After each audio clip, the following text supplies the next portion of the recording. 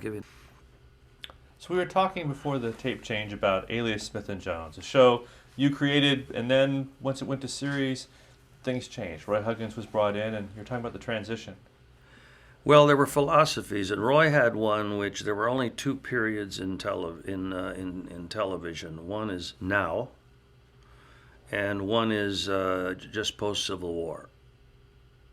He did not recognize the possibility of doing a turn of the century show, and it was the source of some conflict because I really felt we could be going forward and doing some of those things. But it was my first show where I'm stepping in and doing, McLeod. I think we did. Let's say we did 6 90-minute shows in its first season. Eventually, we went to 2 hours.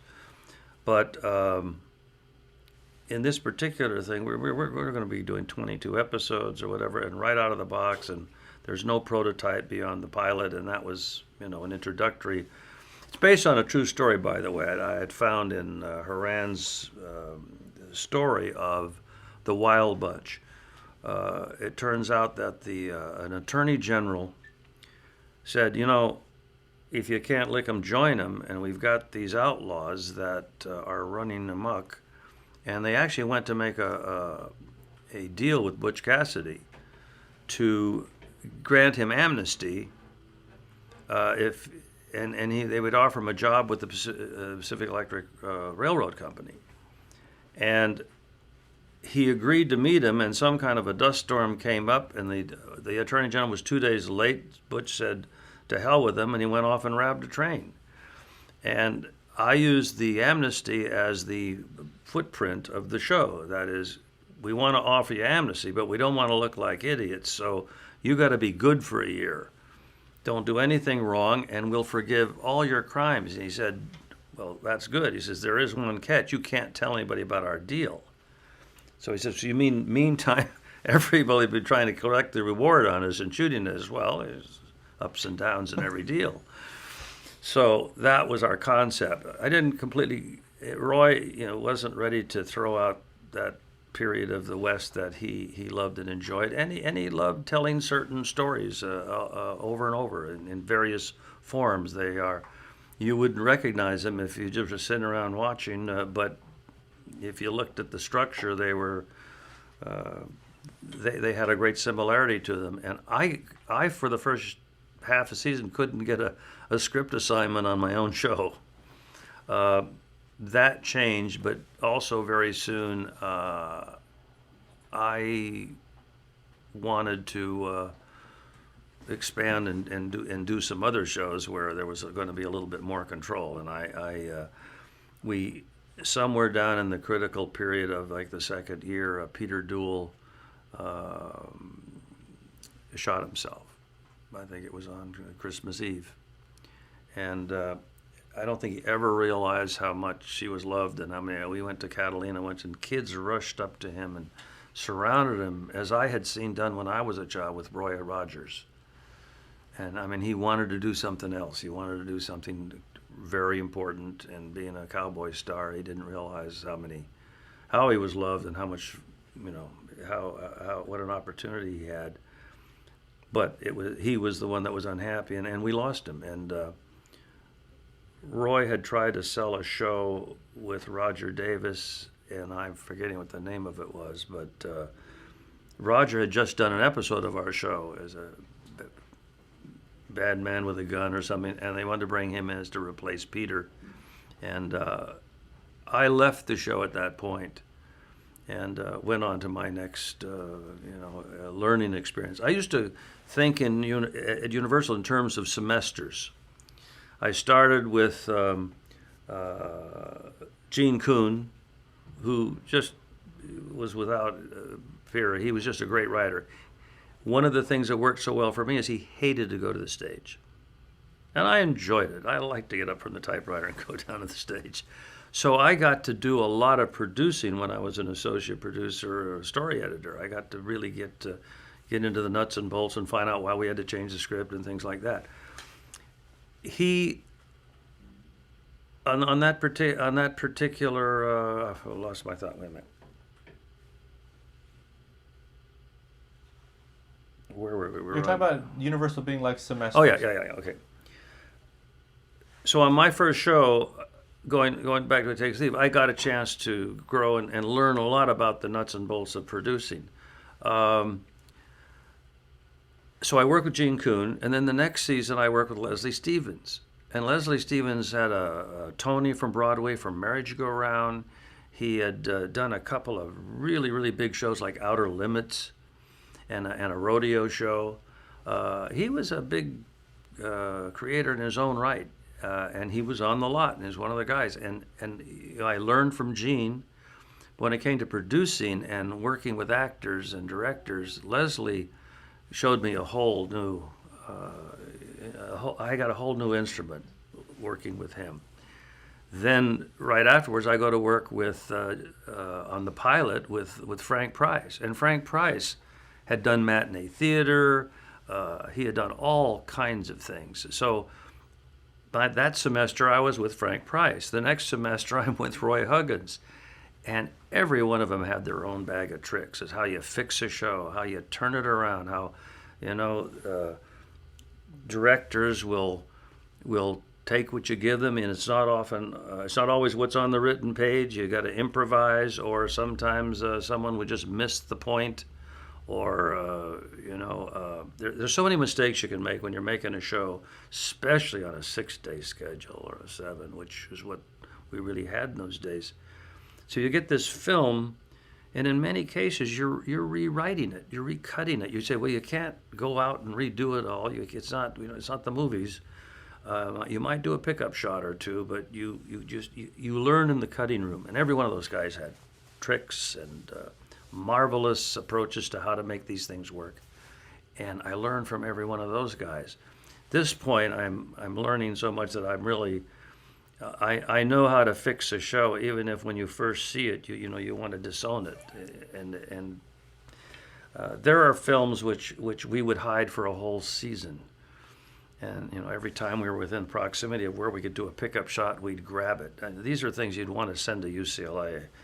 Look at this and look at this, and this is what you can do with film, and so that was a Universal at that point. It was something like 16 shows on the air.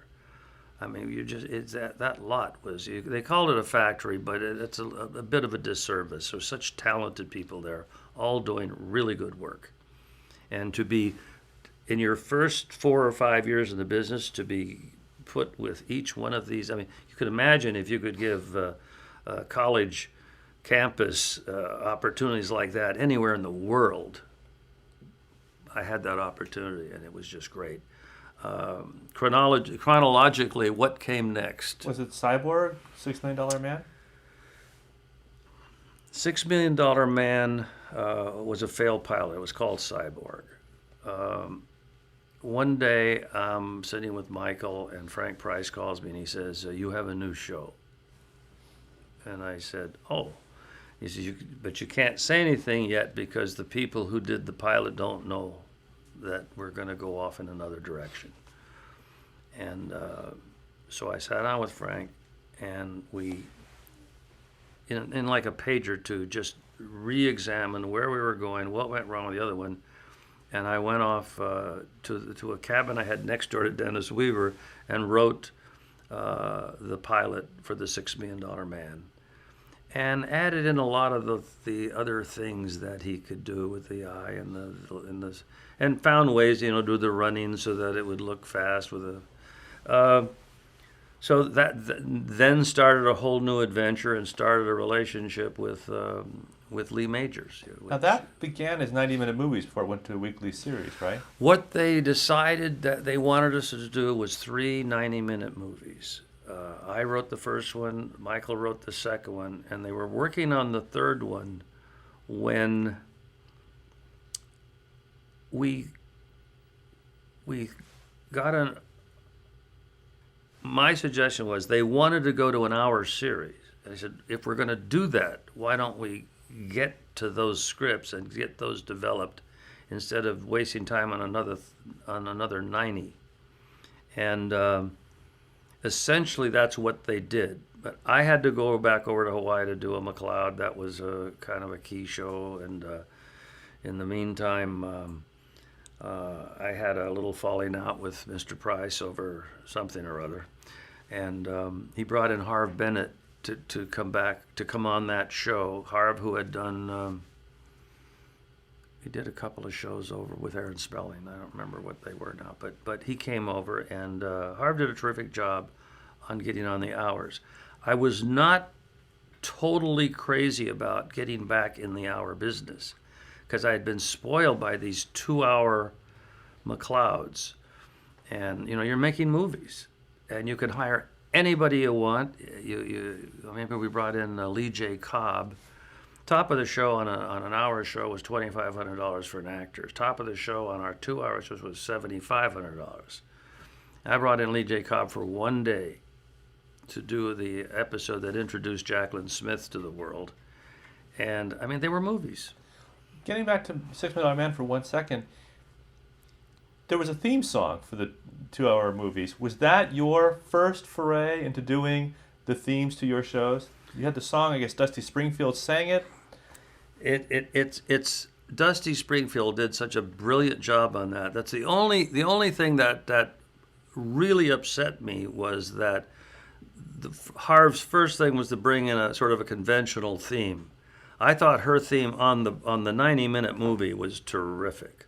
Did you write that theme? Yes. So yes. Tell me about, because it became a signature of all your shows that you would do the theme. How did you get yourself back into music and doing the theme for the $6 Million Man? Well, movies? I had written themes. I mean, I had written hit songs. I had 2 BMI awards for 26 Miles Big Man. And I liked music. And sometimes I felt, the theme, and eventually it would be proven to be probably one of the more valuable assets that we could pull out of a trunk. And because I sold one show just off of singing the theme in the office of ABC. So I got started doing it on that. That didn't prove to be one of those milestones in my career because when they went on to the hour episodes, and again, I really wasn't thrilled with doing, it's a lot of work to grind those out. And I still had McLeod to do. You said, did I stay with it? I did. But right in that mix too, then along came Quincy. So that was the perfect opportunity to move over. I don't know if that's next on our list. But was that the first time you started working with Stu Phillips on a theme? Because that would then... Is Stu Phillips on $6 Million Man? I'm not sure if he was or not. I didn't only work with Stu, but I worked with Stu dominantly. Okay, Stu Phillips worked at Columbia Screen Gems on the Monkees. And if you're familiar with how successful they were, he was the guy that Voyle Gilmore brought in as the last person to produce a Four Preps record. So the last record we ever did, which turned out to be something called A Letter to the Beatles, which got a bullet and was on its way up the charts and mysteriously stopped being shipped to the record stores. And I would not bet that the Beatles themselves had anything to do with it, but it was about the Beatles. If you love us, just send us 25 cents for an autographed picture, $1 bill for a lock of hair. I mean, it went on. So it was a terrific record, but it dried up in the stores. But I had met Stu Phillips, so when it came time to want to work on something, Stu had done some TV themes. So I brought him over, and I don't know if that was our first relationship or not. I'd have to research it, but he stuck with me through a lot of themes.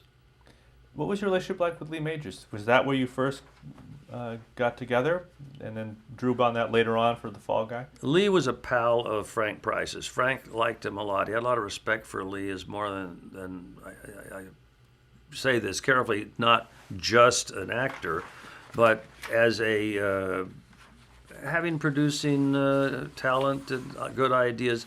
Lee Majors was doing another show on the lot. He did Men from Shiloh, wasn't he on that with you? He was on Men from Shiloh, but he wasn't in ours. He was in a different circle. So I'd meet him, but I didn't work with him. Then he did Owen Marshall.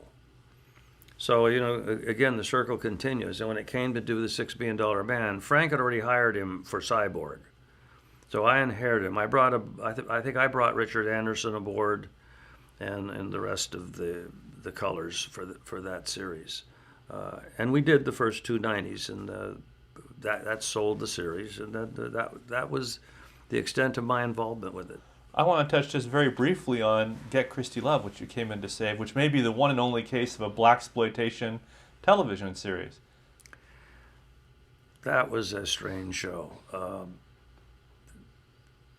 The star of that show, Teresa Graves, was a Jehovah's Witness.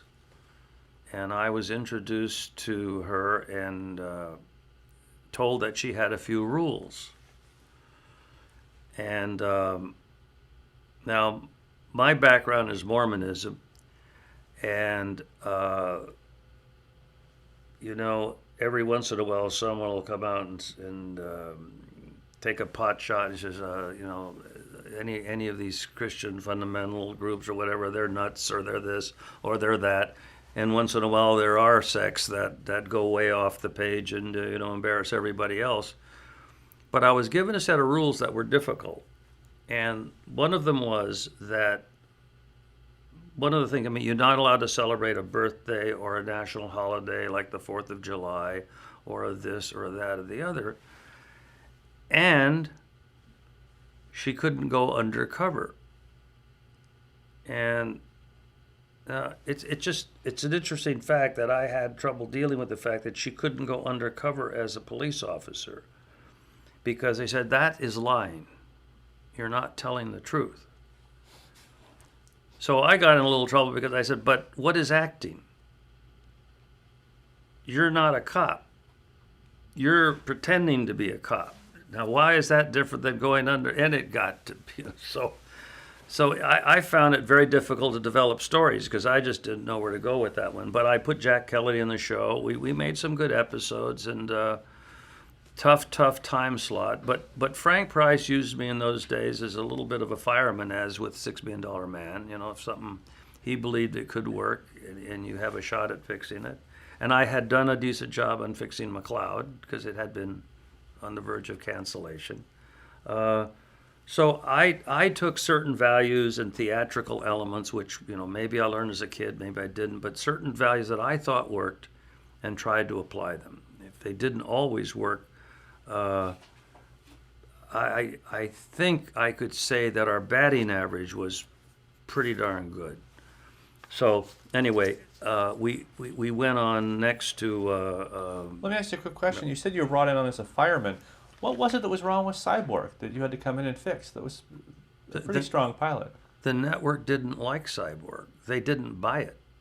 They said it didn't work. They didn't like the story. They didn't like. It really came down to the execution. They liked what had been Martin Caden had written as a concept, but they just didn't like the execution. And the execution is everything. Everybody has good ideas, by the way. And there could be 3 people in this room with a great idea for a series. Getting it made in a way that is saleable or that the network likes or whatever else, there's a lot of luck, and there's a lot of skill, and there's a lot of timing, and a lot of things that come together. I don't discourage people from being discouraged when they say, "Oh, I had that idea." Good, it means you're thinking in the commercial mainstream. But getting it on the air is a long way from having an idea. And Cyborg, it had nothing to do with me. I was not involved. I didn't even know they were making it. I just got a phone call one day that I was involved with a brand new show. And I happened to like it, and I liked Lee, so, it was not something I was... And I was, drifting out of that other... Ely Smith and Jones. Yeah, in which case I didn't have the control I thought I should have had, and this was a chance for me to do something that I liked, and indeed we did it. And Barry Diller was the one who walked in the door, sat down, and he bought it. You made it more James Bondian, as I recall. Yeah, and even the theme was had a little bit of that. The show settled into a slightly simpler groove, though, because there was a cost factor involved in all of this too. I thought Harp Bennett did a great job on the show, so I was perfectly thrilled with the way the show went. and my relationship with Lee was the foundation of a major change that would take place down the line in my career. So, the fact that we got along well and had fun doing that, and I like to think that on any show that I've done and with whoever I worked with, that when anybody looked back, they would always say that it was fun. There's a lot of tough things about our business, but it also is it is fun. Steve Cannell has a license plate. He drives around with his "What if?" and I mean, if you could start every day with a dream or executing some harebrained scheme or something, you're not going to get bored with life. So was Switch what came next after Get Christy Love? Was that your first series that you created? After Alias? Alias Smith and Jones was the first. That you actually got to run and take where you Yeah, wanted to go. Switch I did with Bob Wagner and Eddie Albert. How did that come about? It was the era of the con show. Dean Hargrove was writing a con show for NBC. I had this idea of doing a thing where I put a cop and a con man together, and Roy Huggins was big on cons, and he had introduced me to the concept of the big store, which really was the movie Newman made, The Sting. The Sting. And I met Jimmy Cagney at a party. Happened to be at Sean Cassidy's mother's house, as a matter of fact. And I was doing a show with Sean, too, at some point. But I met Jimmy Cagney. He introduced me to another book that came out of the 20s in New York. And all of these things together, they percolate. And then the timing comes where I sold CBS this idea of Switch. And there was a wonderful actor in it. Blank out on it for a minute. Anyway, Eddie did the show and Bob did the show. And did you have to talk Bob into it, or is he already... No, Bob wanted to do the show. Bob loved the show. Eddie didn't. Eddie wanted Bob's part. Eddie wanted to get the girl. We had a wonderful director named Bob Day, and I get a call from the set on the first day of shooting. Eddie, you're going to wear a simple, cheap suit. Bob, you're going to wear a wonderful sweater, alpaca, cashmere, something, and you get a call from said, Glenn, yeah, he says, you're not going to like working on this show. And I said, what's the problem? And he said, Eddie just out-sweatered Bob. He came in with a sweater that went down past his knees. He said, he's supposed to be the cheap cop, and he's not supposed to be flashy. He says, no, you can get any $100 a week actor to do that cop. I want my parents to have been in the circus. And then he came in with this whole thing, and we did one season. It was good, but our cons. We had a writing staff. Michael Kozel, who did First Blood, which became Rambo. David Chase, who did Sopranos. Our staff just was unbelievable. But our cons were so complicated. We decided to do like the Maltese Falkers. And we said there's this guy who had embezzled money. The statute of limitations was about to run out, and he wasn't about to take another case until the statute ran out. He says, we got to get him involved to find out where the money is, and we have 48 hours. So he said, they took a book off the shelf. It was like the Maltese. He says, let's give him the best detective story he's ever had, the best client, the best everything. And we start with Jacqueline Smith walking in the door. She walked in with legs like alabaster dolls, and Roger C. Carmel does a double take, and she says, I'm in so much trouble, I need help. And he can't take his eyes off her. She's so gorgeous. And he says, look, I really am temporarily on assignment, and I can't take anything. She says, I can't pay you more than $1,000 an hour, or whatever he said. She just threw everything at him. Then Charlie Callis, who used to open for Elvis, was one of our guys, and he came in playing the limping man. And we were doing these things, and we were having so much fun that the audience kind of, if you went to the bathroom or you left the room, con games can lose the audience just as much as they can lose your mark. And so the truth of the matter is that the Paul Newman movie, what's it The called? Sting. The Sting, tested so badly they had to put those cards up, the setup, the shutout, the Sting, to help the audience to get it. Well, we had the same problem. We started in the top 10 and it started to slip. So the idea was, let's just simplify it a little bit. Let's use smaller cons and so forth and so on. And it started to come back up, but it was, we were learning lessons. And You brought Stu Phillips in to do the theme for that show. yes, Stu and I did it together. And we, at the end of the first year, Eddie Albert said, I want off. Richard Durning, Charles Durning, had been the bad guy in the pilot, and Bob had always said, "I wish we could have had Durning," because he loved him, and he would have played the cheap cop. Mm-hmm. So, anyway, they asked me off the show. I was invited off, and the Tower said, "You're not going to be happy working with Eddie Albert. You'll just go create 2 more shows, and we'll pay your full salary as if you're there." Which is the deal Roy Huggins had. It was called the Huggins deal because he ran into the same problem with about 3 different stars who, at some point, hey, my face is in front of the camera. They can replace you. They can't replace me. And those things would happen. You get into this sort of a contest. And the proof that those relationships don't hurt you is that you go on, you do another show with one of the stars or whatever, and the relationships continue and your career continues. But people will disagree in our business, and so I was invited off my show. Do you have any memories of working with David Chase during that early period?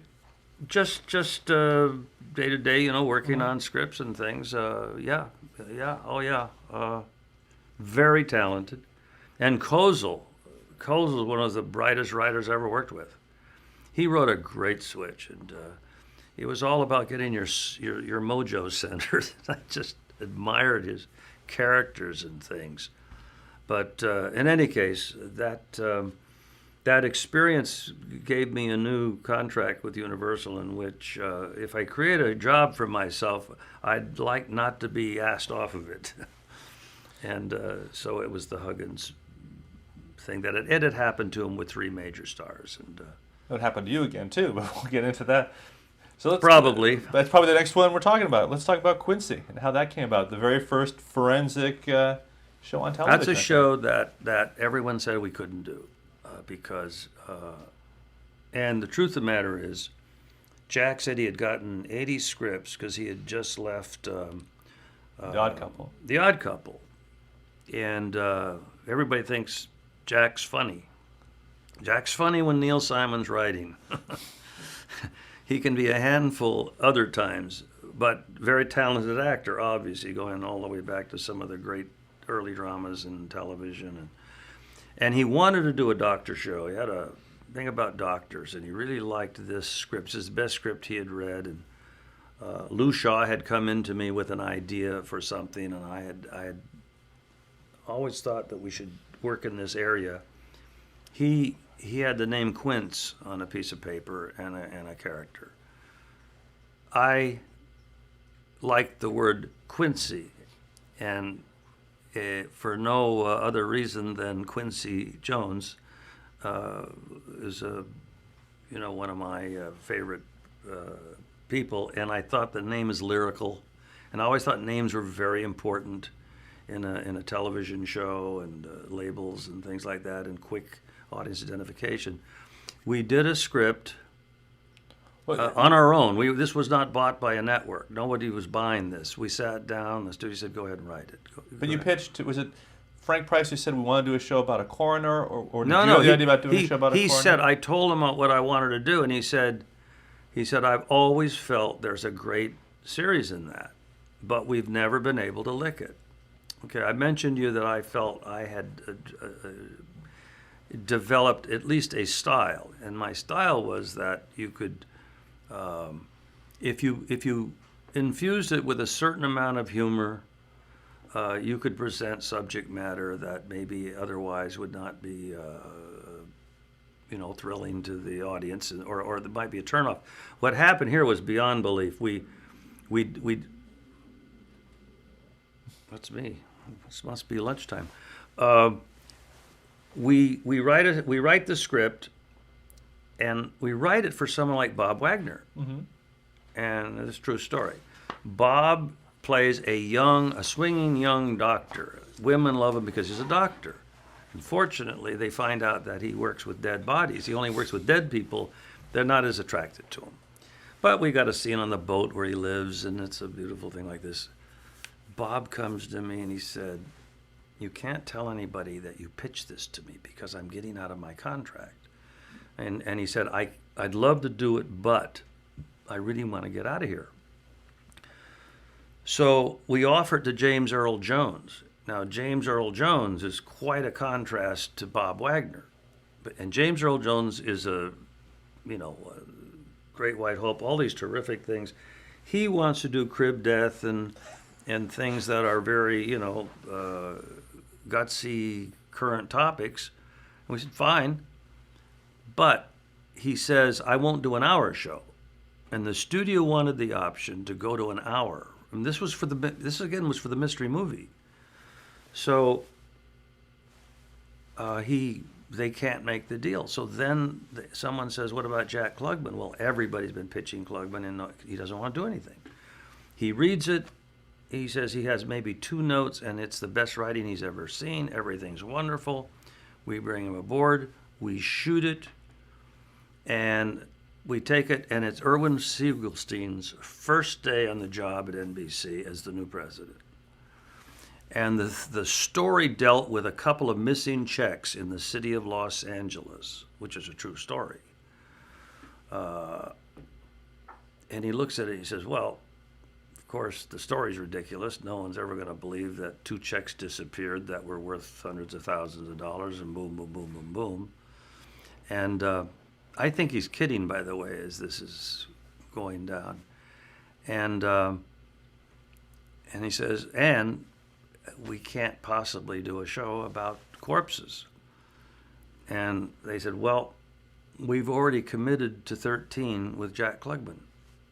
And he said, well, it's 13 and out. We go. And they put it on the air against their will, and it ran 8 years. You couldn't kill it with a stick.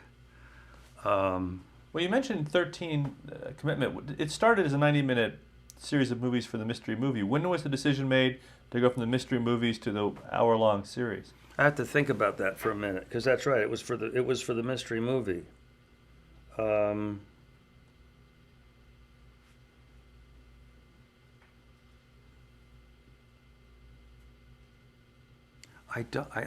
this moment, I can't. I'll have to make a quick call on that. I'm trying to remember what. Maybe it was just it's 6 and out or whatever it was. It was committed to the wheel. What was your relationship like with Jack Klugman? You said he loved the pilot, but I'll get to that. I got to tell you a different story. You remember how we pitched this one? Mm-hmm. We went over to Universal, and we were screening something else. And I asked Lou to tell him what this story is. And he gets about 4 beats into it, and he says, and the network says, stop right there, go write it, you've sold it. And Lou holds up his hands and he says, no, you haven't heard the best part. I put my hand over his mouth and hustled him out of the room. This was before Erwin showed up. I don't remember. Erwin must have said, okay, it's 6 and out. But somehow I remember the 13 and out. So maybe this was when they were deciding to go to hours. But there was this problem with it. Once we got into series, Jack, again, wanted to go heavy, heavy, heavy. And we felt we had to keep it at least somewhat on the lighter side. We finally did an episode in which Jack says, I'm not coming to work. And so we wrote an episode called "Has Anyone Here Seen Quincy?" You brought an Asian doctor in, as I recall. And we used an Asian in the department, patterned after Noguchi, the real coroner. And Jack came back the next week, but our relationship was somewhat breached at that point. We didn't see eye to eye on a lot of this stuff, but Jack also wanted me to quit McLeod and be full-time there and stand on the set. And the problem with that was that when you're doing medical shows that are based on hard facts, you can't do like The Odd Couple. You can't stand there and look for a better line and wing it. Sitcoms are done one way. 2-hour mystery movies based on a single bone that could turn out to identify a body, including the race, size, and all of those other things, requires a lot of research and a lot of experts on hand. And we started to get a little bit out of phase on that. Worse, a new president came in and started tampering with the mystery movie. Instead of running it back to back, he decided to do New York City's birthday party. Then he did something, a Sinatra from the Madison Square Garden. But he interrupted the flow. And when the first mystery movie came back on the air, it was Columbo, the ratings were way down. And then he did another main event, and then the ratings went down again. And actors, producers, even studios get nervous when the ratings start coming down. Jack started to get a little edgy and a little bit doubtful of his staff. Now, Quincy, though, was a groundbreaking show. You were dealing with forensics and details that really weren't a part of murder mysteries at the time. No, and it became the forerunner, of course. It was mentioned in the Simpson trial. It was the icon, the groundbreaking show for all of the shows that were to follow. The next one I did was one called One West Waikiki in that genre, based on an actual Kathy DeAlwis, who is the coroner in Hawaii, and an fabulous series of books out there, all dealing with forensics. And we did that show with Richard Berge and Cheryl Ladd. And my mother thought that was the best show we ever did. CBS canceled it after about 6 episodes, and it moved over to Reicher, but they put it on at 2 o'clock in the morning. No one ever saw it. But with Quincy, it seemed to have a big effect on not just television writers, but on novelists, and yes. And its influence obviously still being felt today with CSI. Were you aware when you were doing it that you were doing something very, very different from traditional crime shows? There's no question that our goal was to we had all kinds of script nominations, things for some of these kinds of stories we were telling, and technology and methodology, all of these things. I mean, it's the forerunner of the what was there, about 7 or 8 forensic shows on at once a couple of seasons ago. We may have thinned it a little, but they're still as popular as could be. And Quincy started it all. But personal relationships on a show can get to be out of whack. And my days at Universal were beginning to. We had other plans and things going on, and working with Jack was no fun at that point. Well, this is roughly 1977, 78. Let's stop for 1 second. It seems just this was a major pivot point in your career. In this period of years, 77, 78, 79, you had an enormous output of shows. There's Sword of Justice, Quincy, Hardy Boys, Switch, McLeod, and then coming up soon, BJ and the Bear, Battlestar Galactica, Buck Rogers. Were you aware at this point in time that you were on the verge of something bigger, of becoming an industry unto yourself? Was there a plan, or did it just sort of happen? I don't think you plan on the kind of growth that we enjoyed. What we had attained was an identification with an audience that seemed to like this. In today's age, it sounds corny to say it's family entertainment, but these shows were enjoyable. They they had a pretty decent dose of humor, and they all struck a chord out in the mainstream. What we weren't going to win at this period of our career was a shelf full of Emmys. We got plenty of nominations for things, but ours were not the shows that were doing anything more than reach a core audience, and I would like to think brought a lot of entertainment into the living room. And they were kind of based on what I thought an audience would like. And that was all I really had to contribute, was a sense of I think this will work. It had served me well in music, and it was serving me well in television, that I had some kind of an identification with the middle of the country.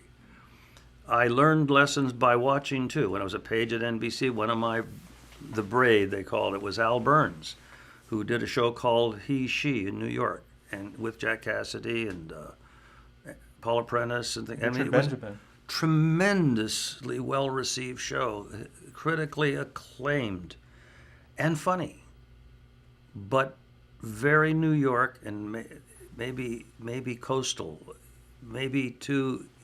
The next show they did, they decided to make some changes. They did the Mary Tyler Moore Show, and where did they set it? Well, there may have been one other week. Can't talk about My Mother the Car, but right. Forget that one. They did it. They did Mary Tyler Moore, and where did they set it? They set it in Minneapolis. They didn't make it about a New York newsroom. They made it about St. Paul. Or they changed their thinking and went for the heart of the country. And Bob Newhart essentially too, Chicago. They sort of changed their thinking, and I watched that, and in terms of when I did McLeod, I thought that we were bringing the heartland into New York when we did that show, and the kinds of things we did were designed to be appealing. When Sinatra did his show from New York and Carnegie Hall, I guess, or Madison Square Garden, one or the other, his overnights wiped us off the map. We weren't even in business, but when McLeod's numbers came in the national, we went all the way up here because we got all the C&D counties and most of America, and those were structural to my career. Just being involved with shows that I thought dealt with the heartland and kind of had values that. I once made a comment about it, and someone misunderstood. He says, and suggested that I was calling them all Hicks or something. I was the opposite. I was trying to compliment the core audience that I hoped we appealed to. Was there a special relationship at this time that helped power your success? Was it Frank Price? Was it Fred Silverman in this 77, 78, 79 period when you had so many shows? There were a lot of individuals that were helpful, but not what I would say consistently, so that one said, "Here you go, you got it." I had a falling out with Price over $6 Million Man at one point, and then we became very, very good friends and became his fireman, Sid Sheinberg did an awful lot to help me get in the front door when Henry Mancini sent me to see him with a couple of TV ideas. Silverman, I have a special place in my heart for him because he said I was one of the few producers he had ever worked with who could do comedy as easily as drama, and would throw things at me too. I mean, when we started getting into BJ and the Bear and Sheriff Lobo and stuff, that was pure Silverman picking up a phone and we're just we had more fun. One night we sat in a Hawaiian restaurant trying to identify radio shows by their theme, and he was great at it, and so was I. We could tell you it was FBI and Peace and War, it was I Love a Mystery, it was this and this. He was a student of broadcasting, as was I, and the fact that he went to 3 networks and successful at each one. I'm the guy who smuggled him out of the Kahala Hilton the day he was fired and took him out through the kitchen. And we went to my house and we watched 3 networks. I had 3 sets at this house.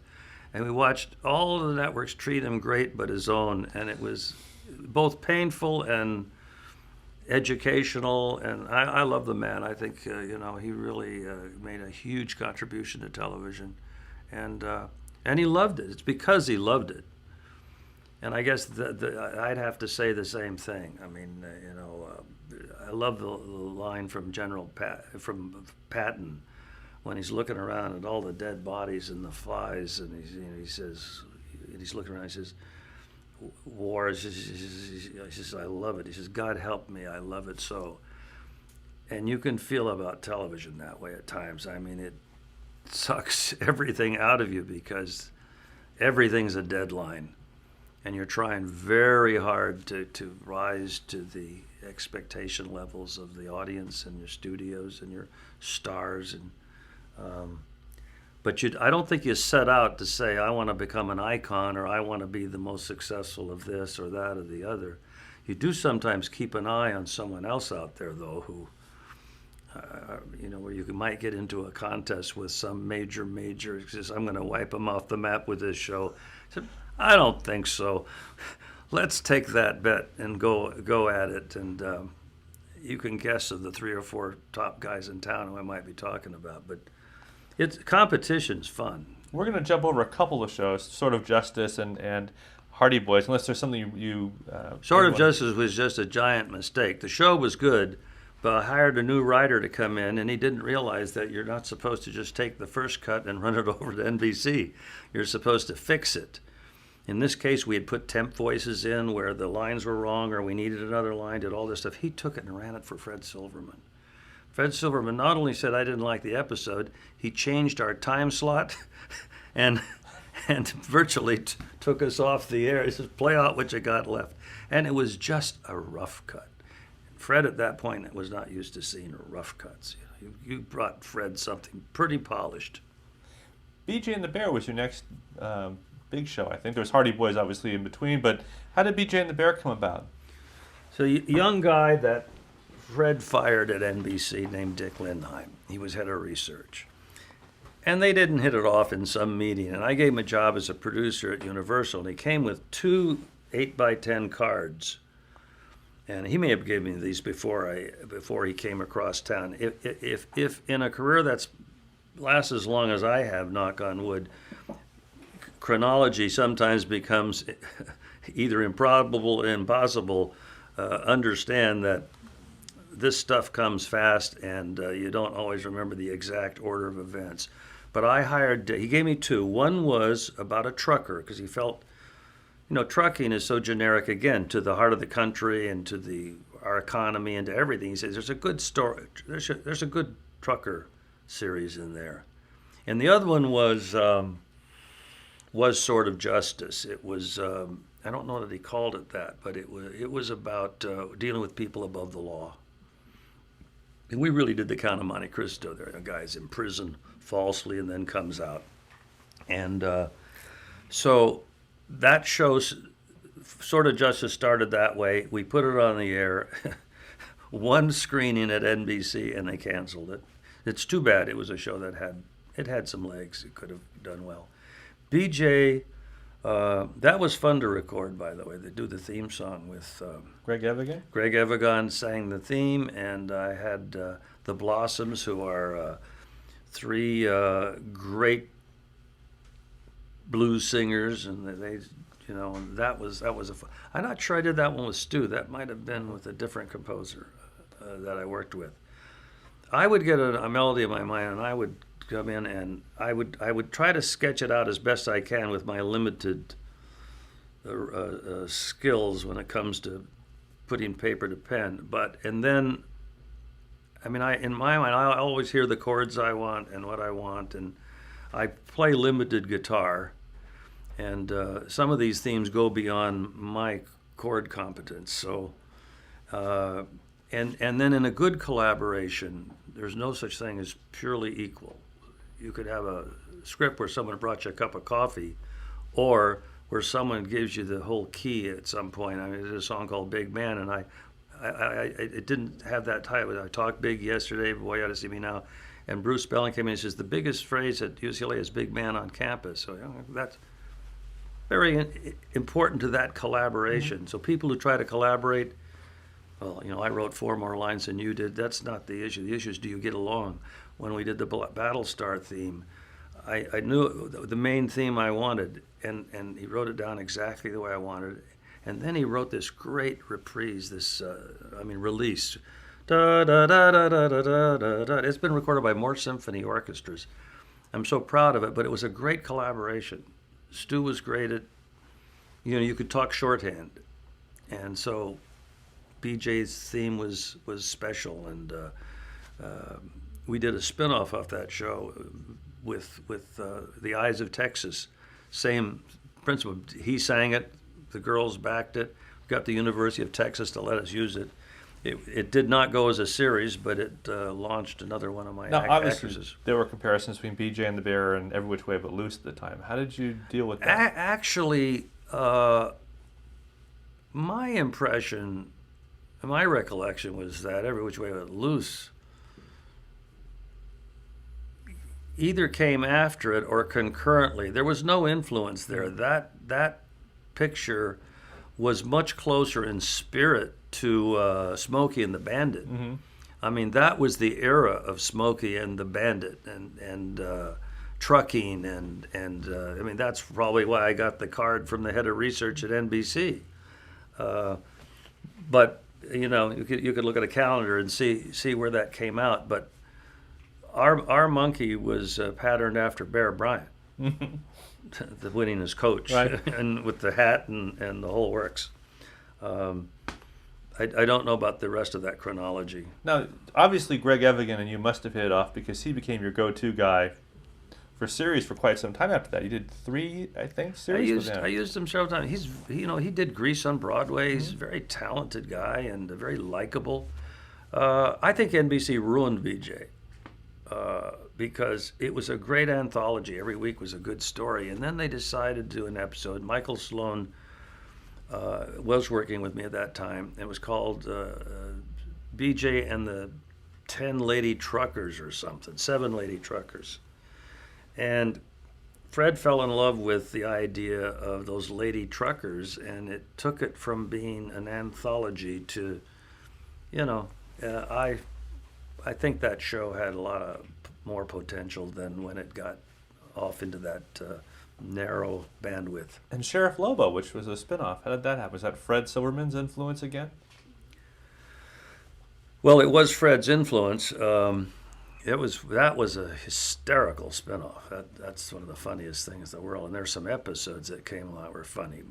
Again, moving it from Morley County to try to get Fred would come into the office at NBC on Monday morning and see the overnights, and you're getting killed in the big cities on some of these shows, but you're just so he wanted to move it to Atlanta.